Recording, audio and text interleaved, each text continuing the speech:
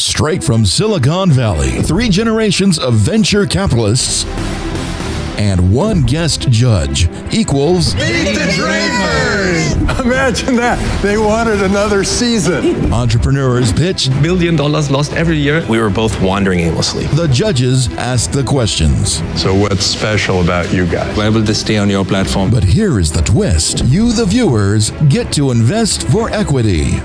This is your chance to own a piece of the next big idea. To invest in a company, go to meetthedrapers.com, find them in this week's Entrepreneurs, and you can invest. You can share in their future success. At the end of the season, the entrepreneurs with the most funds raised are brought back for the season finale, where Tim Draper invests in his favorite company. Become an entrepreneur because it's easy to get money.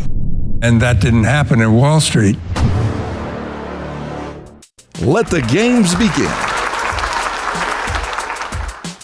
Welcome to Meet the Drapers. I'm Jesse Draper. This is my dad, Tim Draper. And today is Andy Tang, world-renowned venture capitalist. First day on the show. I'm so excited. Andy is a world-renowned venture capitalist. He works at Draper Associates, and he's also CEO of Draper University. And today, we also would like to welcome back Rajiv Madhavan, founder of Clear Ventures, our guest judge who did so incredibly last season that we brought him back. Happy to be here. I can't believe I'm amongst such just incredible VCs right now. I'm feeling a little starstruck. Well, you're one of them. Thanks, Dad. But you're my dad. It really doesn't count when you say that. But thank you so much. Oh my gosh, So incredible. we were wondering, what do you all think about when you're hiring somebody? Co-founders, How do you partners. choose a partner? How do you choose staff members? How do you do it? In a startup environment, especially when you're hiring so many people, you have to be very careful. It's a family, but it's a professional family that you're building. It's a marriage. I mean, you're together 30, 40, 50 years. I used to feel like if you were dating or married, it was a non-issue. But now, recently, I've had some interesting situations. We just had a falling out of a boyfriend-girlfriend co-founder, which is pretty brutal. And then someone suing the company. I mean, oh goodness. I thought I told you about that. The boyfriend, girlfriend. But I had to learn it myself. There's a lot of. But I had to learn it myself. There's so much pressure in a startup. But there's so many successes that if they're boyfriend and girlfriend, it's 98 times out of 100. They're going to break up because there's too much pressure. And boyfriend, girlfriend, even husband's wife teams, for an investor, it's very difficult. We just recently passed on a company where the market was great, but the engineering VP, who's the husband, was not strong. But how do we convey this to the wife, who's the CEO? Right. It's very important to get somebody who's different enough from you so that they fill in gaps that you might or might not have. And I know I am not a great operational person. And Andy Tang is a great operational person. And he manages all the people and gets them kind of marching in the right direction, while I can go out and get on a TV show like Meet the Drapers. On a day like today. On a day like today. Oh wait, who's watching the shop? Oh no! What I noticed is that when we looked at a bunch of our Chinese investments, we looked for co-founders, 2 to 3 of them. Inevitably, over time, we take that model to China. One by one, they will leave, and you have one man standing. So then we wised up and we said, well, for stability, we're going to start with a team, but there's clearly one person in charge. For good or for bad, at least you're taking a path. One thing I'm looking for when there are 2 entrepreneurs in the room, if they start talking over each other, I realize that there's a leadership crisis, and they've got to get over that before they come back and talk to us again. Let's hear what the entrepreneurs have to say. We could go on forever Yeah, about I'm this. excited to see. We're all going to dissect the co-founders a lot today, I'm sure. Yeah. Let's bring out the entrepreneur, but first, let's take a look at what's going on behind the scenes.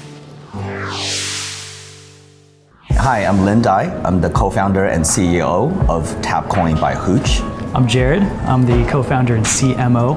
Our company caters to what I call a couch economy. Everything's convenient, but you're sitting on your couch ordering everything to be delivered to you. There's a huge implication to the advertising industry where we provide a decentralized system for brands to connect with consumers. I just took my last company public, and next thing you know, I'm telling my wife on our honeymoon that I was gonna quit my public company CMO job to focus on this little new app that we're building. Being part of our app ecosystem, we can drive a lot of great young professional and millennial audience to your venue. So we think this is a $1 billion idea. Hi, I'm Lin Dai. I'm Jared. Apps today cater to what I call a couch economy. You sit on your couch and order everything to be delivered to you. But humans are innately social animals. We crave that connection in the real world. And that is why millennials care more about experiences than products. The Hooch app offers perks at over 100,000 restaurants, hotels, and bars. From free drinks to up to 60% off Expedia hotel rates in any major city worldwide. Consumers pay a subscription fee, or they can opt in to share their purchase data with us in order to access these perks. We already have 200,000 users, and we're doing over $2 million in annual revenue. Tapcoin by Hooch is a blockchain token that takes the experiences to another level. Consumers connect their credit card and let us verify their purchases, and we reward them back with 5 to 10% of their purchases in the form of Tapcoin. Tapcoin can be earned just like credit card rewards point, except at 5 to 10 times faster speed, and can be redeemed for free drinks, dining, and future hotel bookings. Now, unlike centralized advertising platforms like Facebook, which takes 100% of advertisers' dollars and maybe 1 in 1,000 people clicks on an ad, Tap allows consumers to directly monetize their own purchase data for the first time. We remove any personal identifiable information and encrypt your purchase data on a permission blockchain.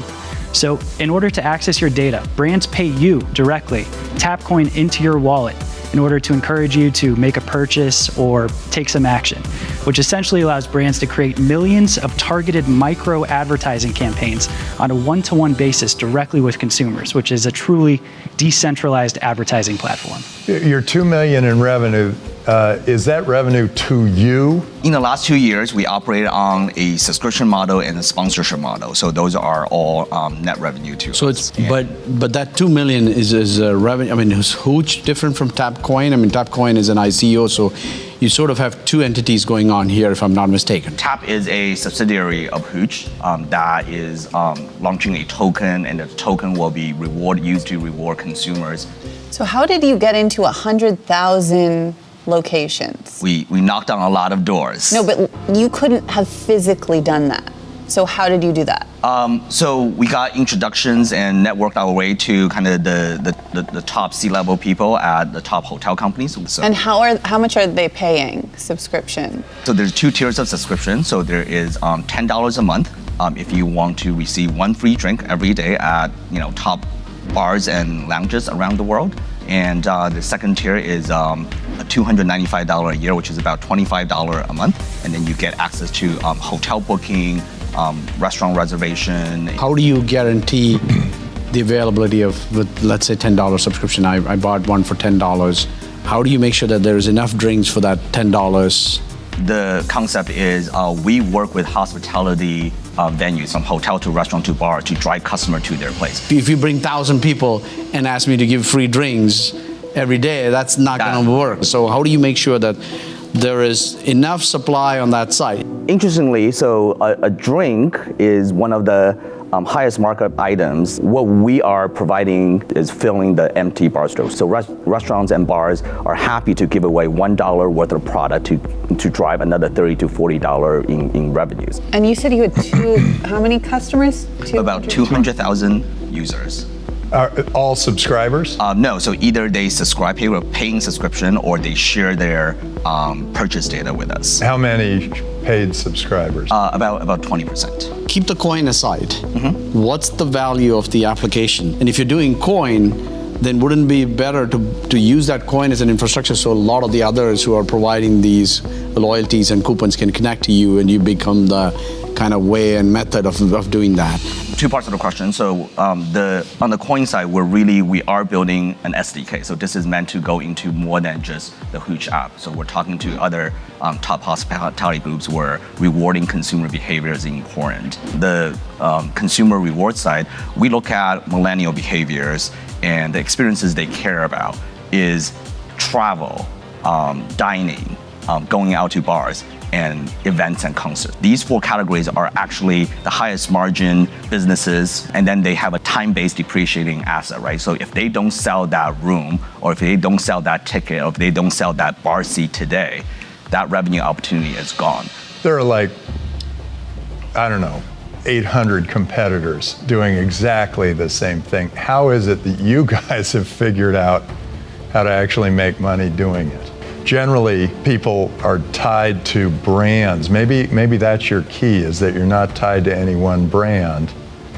Right. Because the Starbucks points are not going to go with the United points, but they all might take Tap. Yeah, I'm a loyalty program nerd, right? So there's just a lot of problems with traditional loyalty programs. Points are not transferable, and then even within the same points, if I'm have Delta Sky miles and I need to transfer 10,000 miles to my wife's account, I get charged $200 fee to do that. So it's really like unfair to the consumers. What's your customer acquisition cost in this particular case?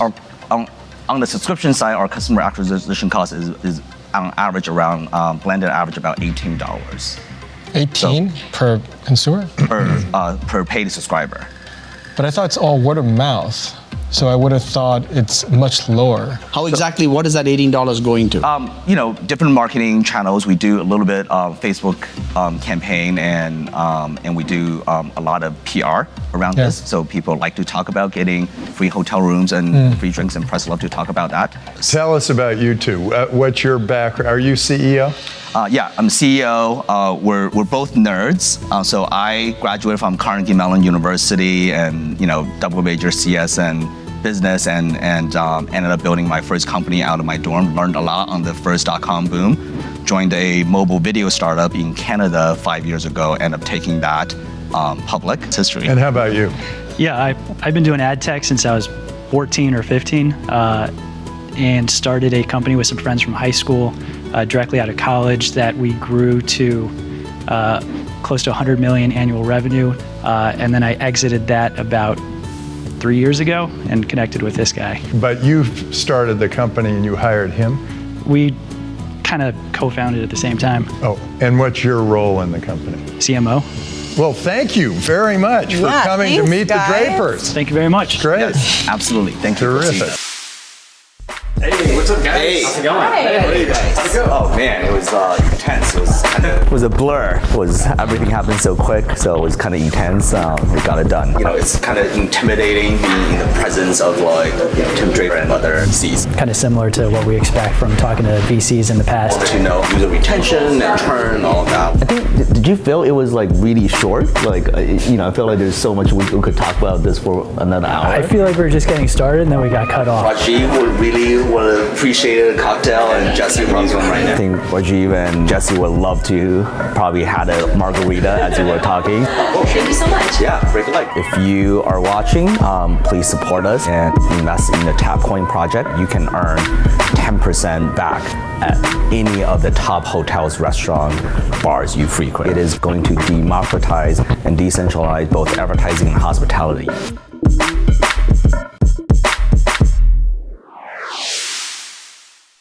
I can't wait to discuss this one with my fellow judges. So what do you guys think? I don't know. I think it's good that they have some financial traction. Yeah. But I just feel like it's uber competitive and it's almost like a race to the bottom. You're just. How did he grow to 40,000? What is his growth pattern? All of that was not very clear, but that is his asset. If you take it at its word, he's paying $18 and he's getting $10 a month. And the user is getting a free drink for each of that $10, and he's not paying for that $10. Right. There's something interesting here, Yeah. and we're missing what it is. But- and I think we need to talk to some millennials who have signed up for it and figure out what that is. I'm actually on the millennial cusp, and these things, here's the issue. The stickiness thing is not there. Like, I wouldn't sign up for this personally, but if I did or my friends did, you leave your credit card hooked up to it for about 3 months till you realize, oh, I don't really use this thing. Like, I don't need this. So the question Rajiv is, asked about churning. He didn't say anything and about Churn churn. didn't say anything. But I would sign up if you came up with another app also, because that also gives me another drink Right. for free, right? Right. You want the free drink, but you don't want to pay for the free drink. Clearly, there's value in that aspects of things, but for a token to become a centralized token to be used by lots of applications is a tough thing. Yeah, he didn't really talk about a token. I feel like that is almost just the flavor of the month. So let's just tokenize this. Now, to his defense, tokens always are another thing. You've got your business, and then you've got your token. The thing they did was they broke the brand thing. All the other ones that I've seen are all tied to the various brands, and then they're trying to make all those brands talk nice to each other. Like, Starbucks, please take United Miles. Yeah, I don't know. We're missing a lot of pieces here. I think that's right. Well, so then we have to consult the crystal ball. Okay. Tap the crystal ball for Hooch. What happens if I touch the crystal ball? No, you can't touch it. Ow! I warned you. Dating, Dad, no. let me learn for myself. Okay, go ahead. Touch the crystal ball. See what happens. Okay, I got mine. Thumbs up, thumbs down, thumbs all around. I feel there may be something that I'm missing. That's the too. problem, unfortunately, on this. That's our 2 cents, but it's up to you. You can invest or you can buy the coin. Go check it out on meetthedrapers.com. Before we continue, we'd like to do something special. We are going to go back across the street to Draper University. We showed the Draper University students one of the pitches, and we're going to see what they think. Hi, I'm Courtney. Hi, I'm Gabriel. Hi, I'm Hira. So, do you guys think there is an art to pitching? I think the only art of pitching is to make the audience feel that how much passionate you're about your idea and the energy that you have to make it happen. Yeah, pitching is definitely a skill. It's lots of practice, but there's definitely an art to it. It's got to be a performance. You've got to show your investors that you love what you're doing, you love your idea, and you have the vision to carry it out. You got to get them excited and engaged. Welcome to Meet the Drapers. So give us your pitch. My name is Amrita. Nice to meet you guys. Hi, I'm Malika, and we are the founders of Pure Makhana. Before we talk about our product, I just wanted to give you a little story. I was applying to get into a grad school, and I was working non-stop. That stress was reflected in all the food choices I was making around that time. Popcorn, potato chips, pretzels. Everything that I thought would taste good and make me feel full was making me feel bloated and guilty. But then one day, made some snacks with Makhana or popped water lily seeds, something that I grew up with.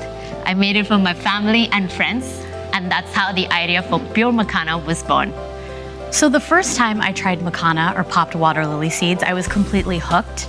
And I really wanted more Americans to try this versatile seed. It's a gluten, grain, and dairy-free seed, making it perfect for people following a vegan or paleo diet. It has an anti-aging enzyme, and it also has a low glycemic index, so it's great for people that have diabetes that want something to snack on. Scientific studies have also shown that Hang on, it's got something that does anti-aging? How do we know that? There have been numerous studies done on the popped water lily seed itself, and it has a presence of camphorol, which is known to reduce inflammation. So this is a fountain of youth. It is. This is a fountain of youth, yes. So what's your business? So we are actually serving snacks by oven roasting Makhana with simple, clean, organic ingredients. I think they took a little long to get to the business. Yeah, I want to know what they actually do. I think they kind of went over their problem, but what do you do? Yeah, it's a little run-on. And also, I think the seed that they're talking about, it exists in the market already. Okay. So they need to, just show what exactly they are doing with that particular seed to solve any problem. 90% of the world's water lily seeds, or Makhana, come from the northeastern state of Bihar in India.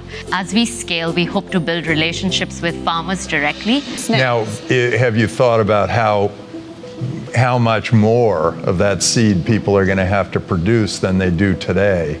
We know that the government back in Bihar is actually promoting more agricultural communities to be part of this new plant because it's actually also becoming famous back in India as we speak.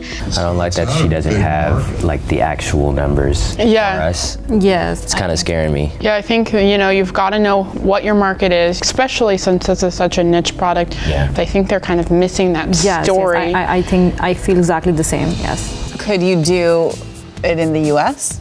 So because in US, just like we cannot grow bananas in US because of we the couldn't temperature. bring it here. Exactly. So for what we were thinking, in order to have a better control on the quality and the entire supply chain, what we would try to do eventually once we have the scale is get the whole seeds imported to US and pop them here instead of back in India, just so that we have a better control on the temperature and the cleanliness in with which all the process takes place.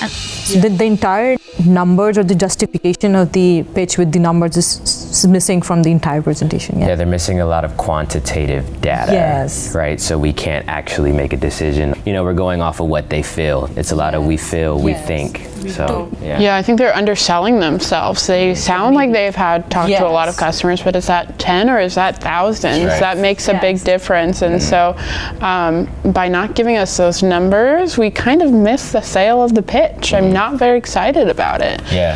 Who's the CEO? I'm the CEO. And what's your background, or why are you qualified to do this? I am originally from New Delhi, where I grew up with these seeds. I have an undergrad degree in statistics, and I did my economics degree at Statistics, where are numbers? And until last year, I was working as ASEAN economist for Goldman Sachs in Singapore before I moved here. I am a foodie at heart. Have you managed people before? No, not directly under with me, but we have had this opportunity of interacting with other people. And what's your background? Absolutely. What's your job? I am the COO, and I currently work as a purchaser in the retail space. I have managed a team of people managing inventory.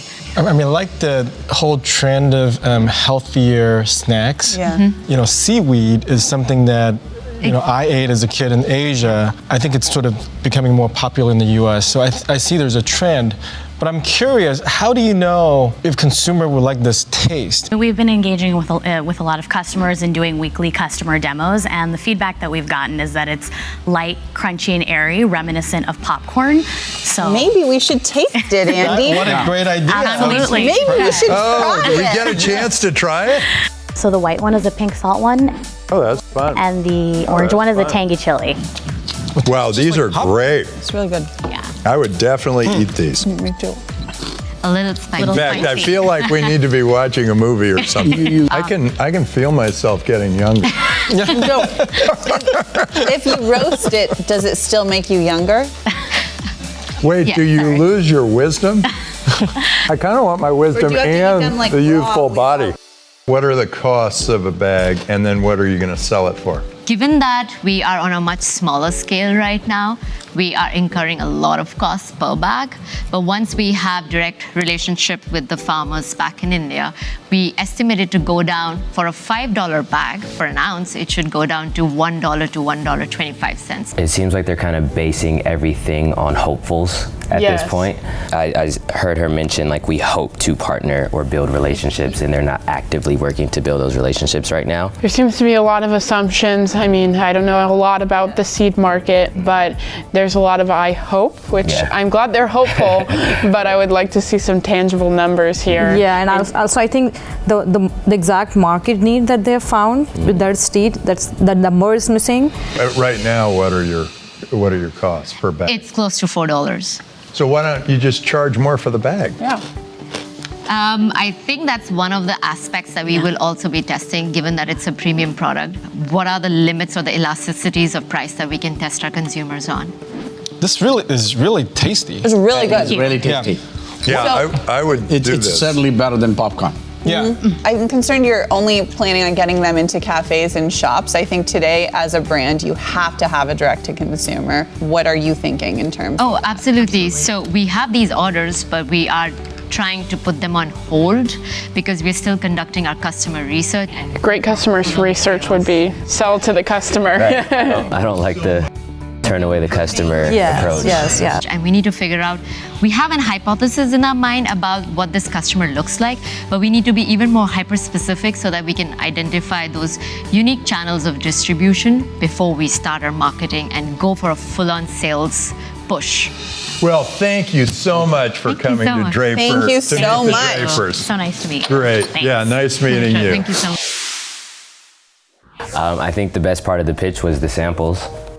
Yeah, those looked really good. It's always good, audience engagement, taste the product to at least convince them that way. Yeah, and I think she did a good job explaining, I can't find something that's healthy that I can munch on. I have a really stressful life. So I think she did a really good job kind of just like painting that picture. Yes, the introductory part, I think, and the part that where she mentioned that it has an anti-aging quality. We all want to be a little younger. Yes. Right. I think I would fix how the information is organized and the strategy to getting to each point. 3, 2, 1. Sorry, guys. Sorry. Thanks, guys. And now back to today's episode. So let's see what our judges think. Rajiv, what do you think? The challenge is branding and getting out and pushing against the existing incumbent brand names. Right. So challenge for this is, how do I get all the health aisles to be thinking about me and get that branding established very quickly?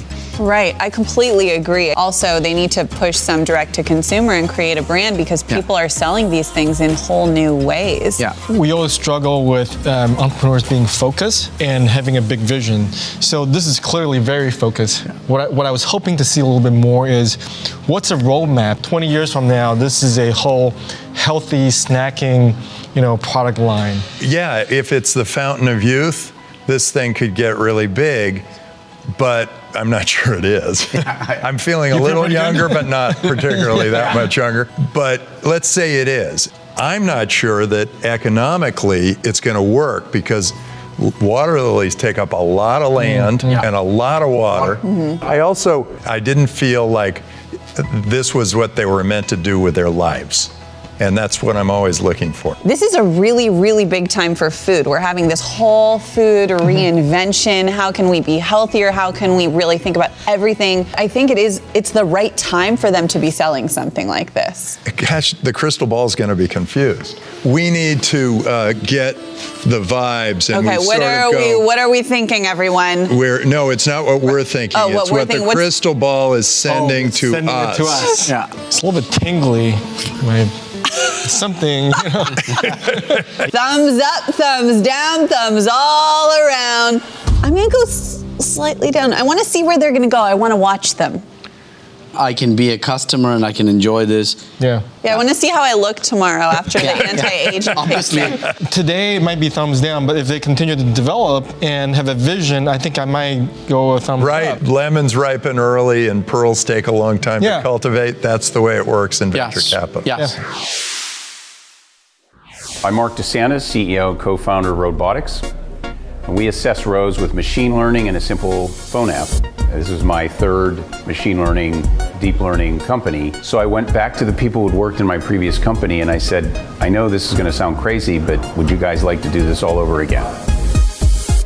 I actually had the good fortune of seeing Tim Draper present in Vienna. He gave an incredible presentation about how a lot of technologies now are making a difference for cities and how the public sector is now an extraordinary opportunity for entrepreneurs, tech entrepreneurs like us.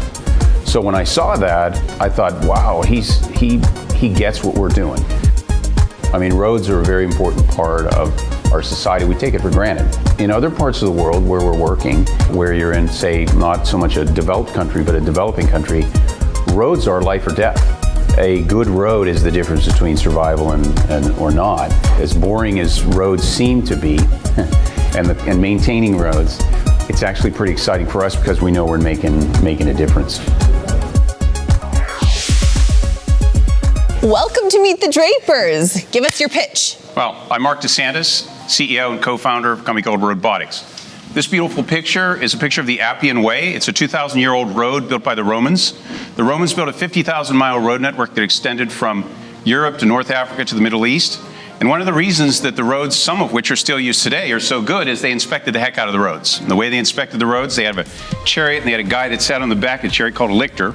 And as the chariot would roll down a road like this, that person would make notes of features on the road, problems that need to be fixed, and they give it to the local road crew to fix. That's exactly how we do it now. The only difference is it's not a chariot, it's a Ford F-150, but it's 2 or 3 engineers, drive a few feet, get out, make some notes, go a few feet, make some notes. We have 10 million centerline miles of road. There's a better way, and our better way is to use machine learning and a cell phone app. So what are they looking for? They're actually looking not for potholes. If you see a pothole, it's the end of the journey of that road. That's a dead or dying patient. There's about 4 dozen different distinct features on asphalt, concrete, and other road surfaces. We're looking for those features so that a small fix can be applied to prevent the incidence of a big fix later. How do we do it? We use a cell phone app. You put the cell phone in the windshield with the camera pointed forward, turn the guy on, it records everything it sees. As soon as it sees a cloud, Wi-Fi goes up to the cloud, our magic box isolates the road, assesses that road just like a pavement engineer would. I love this. Who puts the cell phone in their windshield so that they can spot all this stuff? Well, in some cases, we'll collect it, so we'll just get in a car and drive around at a normal speed in a normal way. In other cases, we've used the customer's vehicles. In Los Angeles, we used the city's street sweepers, and the cell phones hitched a ride on the windshield of the street sweepers. But who pays for it? This is the government that pays for this? The vast majority of our customers are towns, cities, counties. Let me just give you a few numbers. We spend $100 billion a year in the United States to maintain our road network. Globally, it's $1/3 trillion to maintain just paved roads, and paved roads are only 20% of all roads. But I worry the government is not a rational customer. Who is the payer? Yeah, who signs off? Is it controller? Is it city manager? The U.S. road network, about 6% are managed directly by the federal government. About 16 are actually DOTs. And then the other 78% or so, it's a local phenomenon. And in fact, we were nervous about a lot of things when we said, my goodness, selling to the local government must be hard. It's actually a really easy sell. The people with the shovel all the way up to the mayor love this product. I'm actually doing a press conference with the mayor of Savannah, one of our newer customers. He's so happy about this. How's it going so far? What are your revenues? Are you So we are only 18 months old from birth to now. We've generated $400K in revenue. How much are you raising? We're raising $2 million, and we have half of that committed from our original investment seed round. And how big's the market? How much do we spend on surveying the road? Surveying the road. It's an estimate, and industry estimates from the American Society for Civil Engineers and others put it around 5% of that spend. So just make it a rough figure of $5 billion. I think it's higher when you're driving down a road. If you just pause for a moment and look at that windshield, there are a dozen different assets somebody that's got a high skill, high paying job has to go look at and assess. Tell us about you. What's your background? So this is my 3rd machine learning company. My last company, which I sold, was a power trading hedge fund. We had developed a machine learning platform to help people buy and sell wholesale power, spot power. Did the investors make money? Yep, they made money. I made a little bit of money. What are your expectations of valuations, and what exactly are you doing for this $1 million raise that So it's a $2 million raise, of which we raised $1, and our safe has a $9 million cap. Okay. Why do you care about this? Why is this a thing for you? I used to work for the government. My passion has always been to public service, but I have another passion, which is entrepreneurship. So every entrepreneurial venture I've been involved in had a public angle to it. Actually, I think entrepreneurs do more for public service than public service. Public service do it. Yeah. But why did you end up using a cell phone? Because it's probably more costly than buying GoPros with Wi-Fi or some LTE connections. Those are available for about $90, if I'm not mistaken. We wanted to make it as ridiculously easy as possible for the customer to deploy this. We wanted to be able to go to the public sector and say, you don't have to buy anything. Who has an Android phone? How many patterns are you, in your AI system, are you kind of detecting out of this, right? So a pavement engineer is trained to look for about 4 dozen distinct features. Okay. And they go by names like alligator cracks, block cracks, edge cracks, raveling. Each of those features tells you something either about the surface or actually the subsurface. You've all seen alligator cracks. Problem with an alligator crack is twofold. It's a tear in the surface is also indicative of a subsurface problem where the subsurface itself is collapsing. That is a problem that is very serious. You can drive over an alligator crack and it's as smooth a ride as you can imagine. If you have alligator cracks, what do? Fill it in with tar, or what? Is there a simple solution to just get it? He has one in his driveway. There actually are. Typically what you're trying to do when you see alligator cracks or edge cracks or similar such cracks is you can do a sealant. Can you identify and score? Yes. And say, what is the best, the highest priority fix that I need to do? So we use the scoring system as the U.S. national standard, which is something called PASER. And that standard basically has it in 5 buckets. If you saw the output of what we produce, it'd be a multicolored map. Each road is scored intersection to intersection, but that's unsatisfactory to the engineers. So you can actually click down and get a sub-meter score, and then you actually see the image of the feature that's causing that score. It is an unprecedented level of transparency. Can you talk a little bit about your intellectual property? I have to give credit to a gentleman named Christoph Mertz, who is our chief scientist and was a researcher at Carnegie Mellon in the robotics lab. And he had developed this basically with the intent of trying to improve road quality for the autonomous vehicles in an inexpensive way. Proud to say my colleagues are in DC right now accepting an award from the American Society for Civil Engineers. We won their annual award for the most innovative civil engineering technology in the United States for 2018. Terrific. Thank you so much for coming to meet the Drapers. Thank you. Hey, there he is. Yeah. Hey. How was it? I never seen a pitch where a fight breaks out at a pit. No, I'm kidding. I think it went okay. I got a positive feeling. I've done enough presentations to know, I guess, to say when I'm doing very badly, I know that. So I didn't do badly. They asked really good questions, and in fact, I learned a couple things. You know, the folks asking me questions are professional people who ask a lot of questions of entrepreneurs. They're trying to get to the heart of the matter, and they're very good at it. What was one of those things that you learned? How are we going to scale this thing? Yeah. So how are we going to grow it? You know, I'm always pleasantly surprised when people are welcoming of the opportunity that we're pursuing, the public sector. Sometimes people are a little skittish, even amongst investors, when they think, well, you're selling to government. But I think in this instance, what was very pleasantly surprising was the fact they were receptive to the idea of selling to the public sector. It was good. It was definitely worth doing. I'm glad I did. If you want better roads and you want a good investment, invest in us. This is going to be a big discussion, I can tell. So what do we all think? One of the fascinations for me is application of AI. We're going to be using AI for everything and anything. I think the idea has a lot of merit. And I think he's a third-time entrepreneur. He's a third-time entrepreneur. Which can work for him or against him. You know, the guy's bright. He's got a lot of energy. The guy's bright. I'm always looking for opportunities where they bring new technology into something that's been done for years and years and years the same way over and over and over. And the great example is this road guy who sits and goes, oh, there's a rock out of place, you know? I mean, I really am, I'm pretty positive except for one thing, which is I don't know the customer community, which is how does the cities pay, how does the others pay? But even so, there should be a way to make money. And they're local governments so that they don't turn the screws on you. So his margins will probably continue to be strong and he'll be able to keep adding more and more services. I'm not sure the market's as big as he said it is. I think it's a big market, though. I mean, you look there at the are a lot government. Of roads. There's a lot of roads. A lot of bad roads. Yeah, a lot of bad roads. The government is a bigger customer than all the Fortune 500 companies combined. And the government. $1 million per pothole? Yeah. What do you say? $1.5 million dollars. I gotta get into that business. This is a business where you're going to, next stage of it will be autonomous fixing vehicles. So you feed the data from this, it automatically drives, pours whatever needs to be poured, and fixes the stuff. It might end up doing that. Crazy. But then what's going to happen is that you're going to do this, and all the roads are just going to be pristine, and everything's going to be great. And then we're going to be having vertical takeoff and landing. We won't need the roads.